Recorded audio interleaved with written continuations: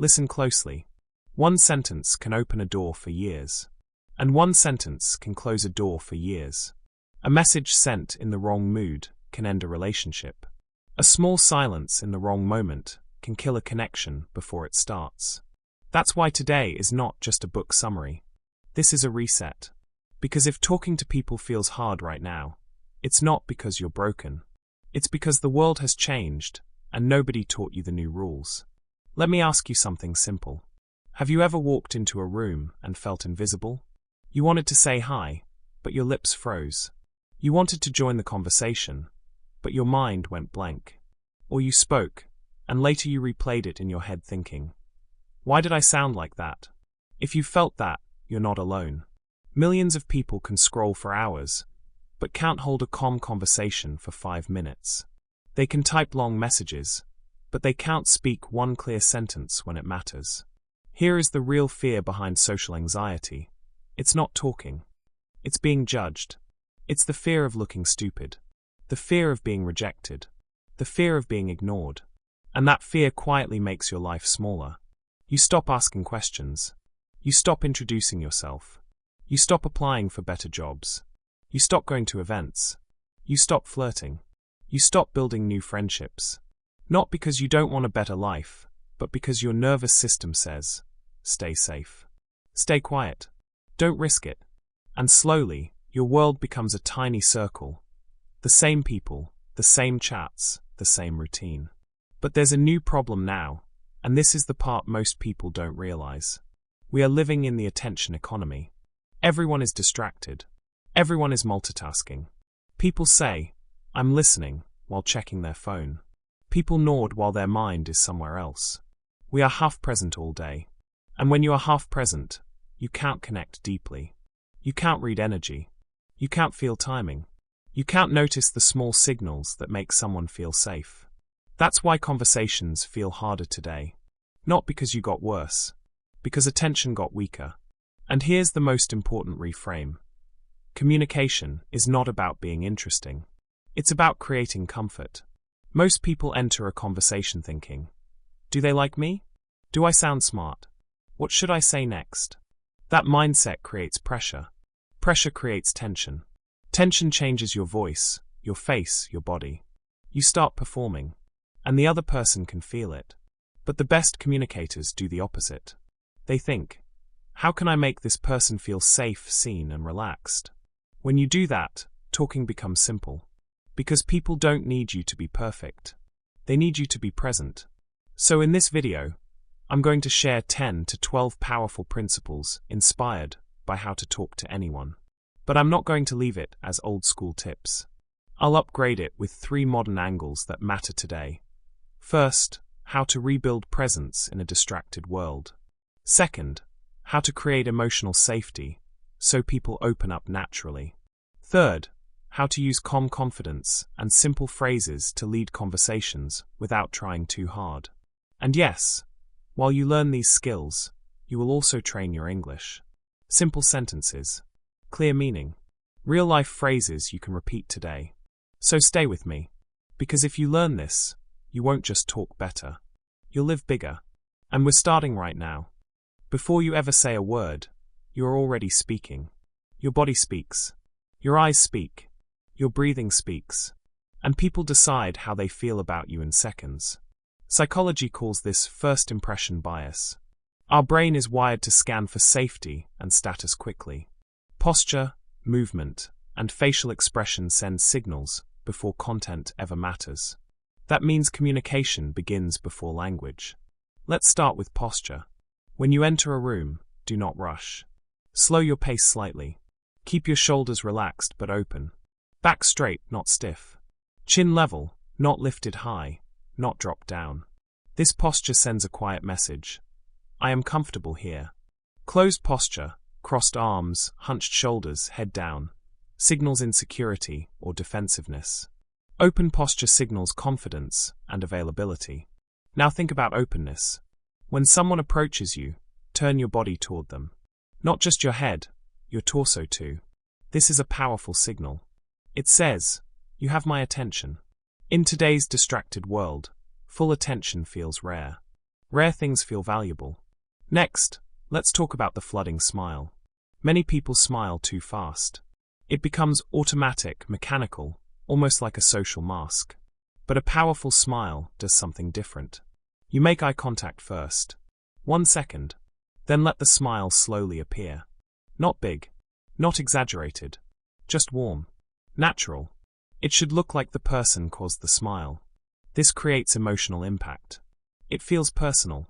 It feels earned. It activates trust because it looks authentic. Now, eye contact, the famous sticky eyes. This does not mean staring intensely. That feels aggressive. Sticky eyes means holding eye contact gently for 3 to 5 seconds while the other person speaks. Then you can briefly glance away and return naturally. When you speak, hold eye contact at the end of your sentence instead of looking down. Why does this matter? Because eye contact tells the brain, you matter. When someone feels seen, their nervous system relaxes. And relaxed people open up. But remember, soft eyes, not hard eyes. Curious, not challenging. Warm, not intense. Now let's move to voice. Your voice carries emotion faster than your words.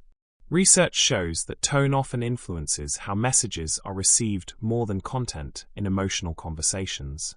That means how you say something can matter more than what you say.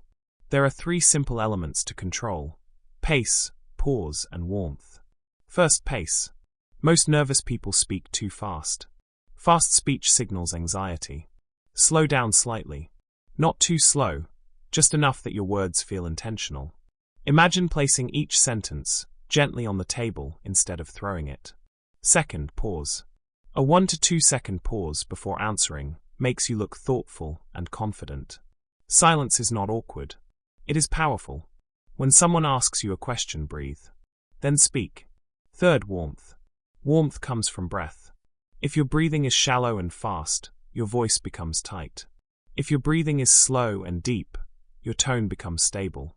Before speaking, inhale slowly through your nose. Exhale gently. Let your voice ride on that breath. Breathing is your confidence anchor. If your body is tense, your voice shakes. If your breath is steady, your voice steadies too. Body and voice are connected. Now let's practice a few simple English lines you can use immediately. These are A2, B1 level. Simple. Clear. Powerful. When you need a pause. Let me think for a moment. When you want to respond calmly. That's a great question.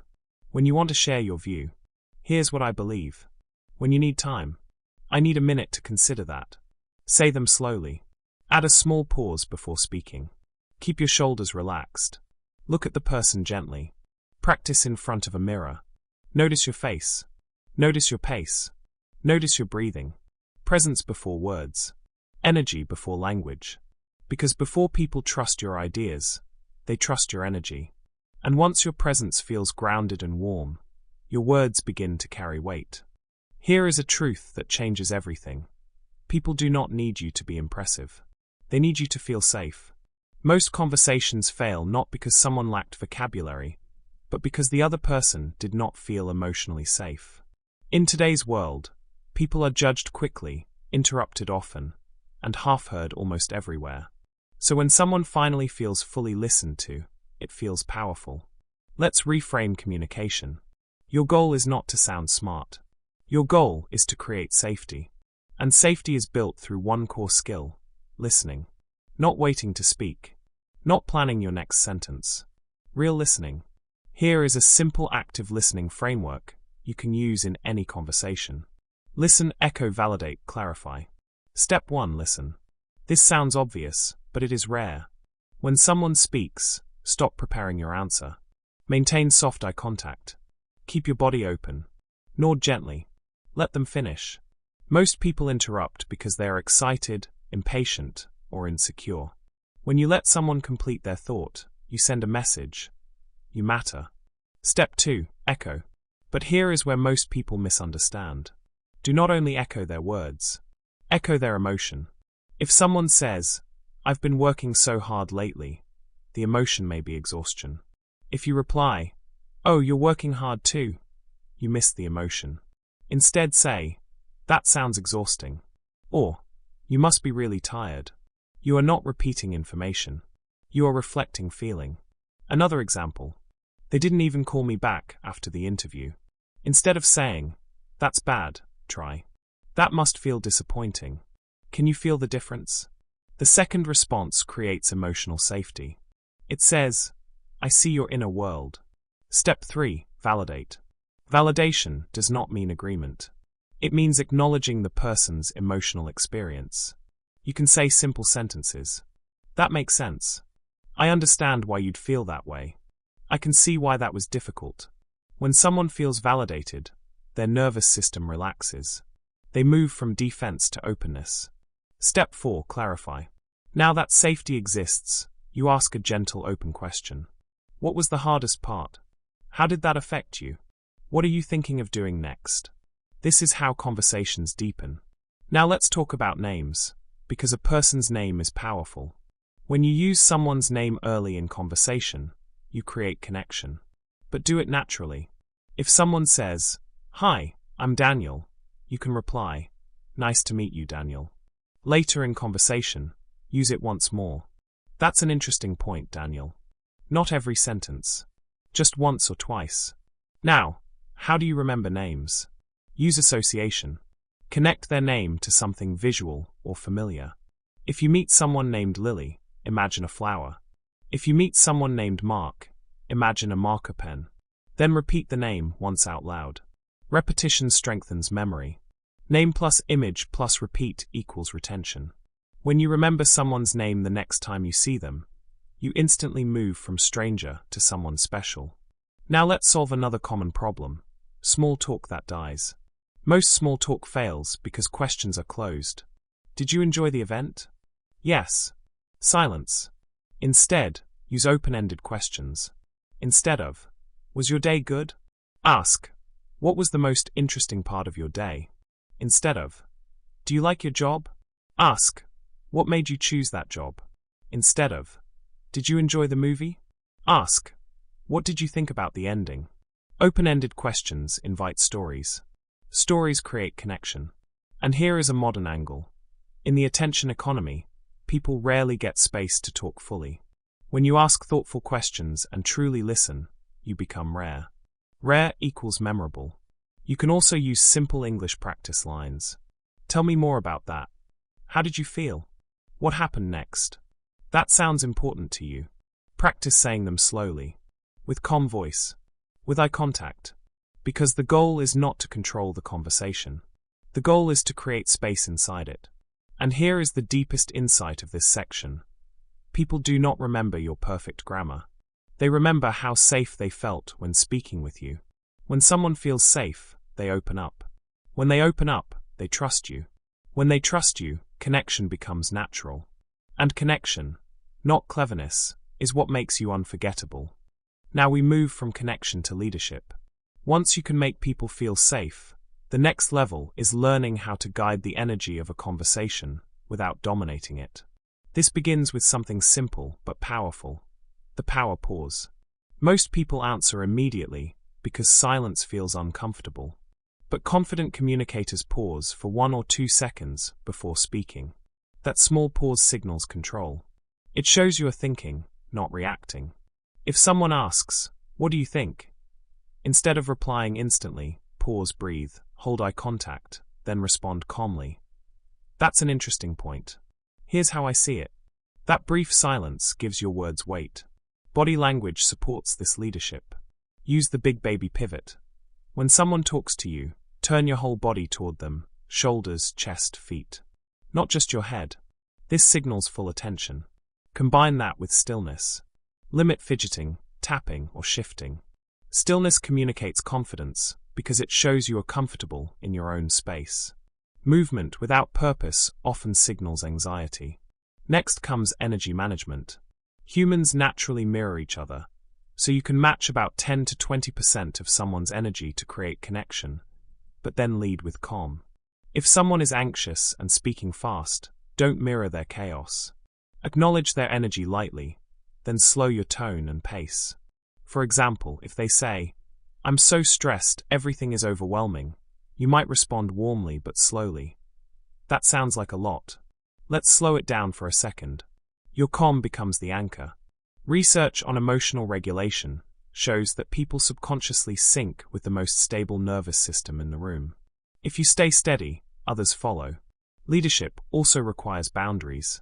This is where the broken record technique becomes useful. When someone pushes you, don't argue and don't over-explain. Repeat your boundary calmly. If someone insists, "Come on, you have to join us," you respond, "I appreciate it, but I won't be able to come." If they push again, you repeat, "Thanks, but I won't be able to come." Same sentence, same tone. Calm repetition builds respect. You can practice phrases like, "That doesn't work for me right now," or "I'll pass this time." Short, clear, confident. Finally, guide conversations with structure.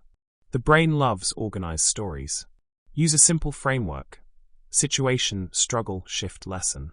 For example, when I first started learning English, I was afraid to speak. I made mistakes and felt embarrassed. Then I practiced 5 minutes every day. That taught me that small consistency creates confidence. Clear structure makes your message memorable and persuasive. When you combine pause, posture, calm energy, steady boundaries, and simple story structure, something changes. You don't chase attention. You carry it. People listen more closely, interrupt less, and treat your words as meaningful. Leadership in communication is not about being louder. It is about being centered. Now we close with the most important shift: identity. Communication is not a trick. It is not a performance. It is not something you turn on only in interviews or special events. It is who you become. Instead of saying, "I want to talk better," say this: "I am becoming a safe, clear communicator." Safe means people feel calm around you. Clear means your words are simple, steady, and intentional. When this becomes your identity, you don't need to force techniques. They become natural. Here is a simple 7-day plan to start building that identity. Day 1. Practice the power pause.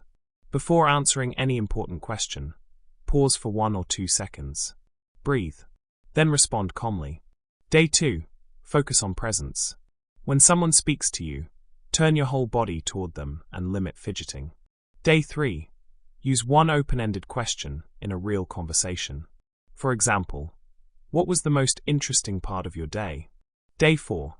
Echo emotion once.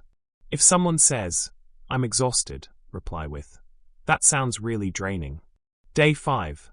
Use someone's name naturally at least once, and repeat it shortly after hearing it to remember it.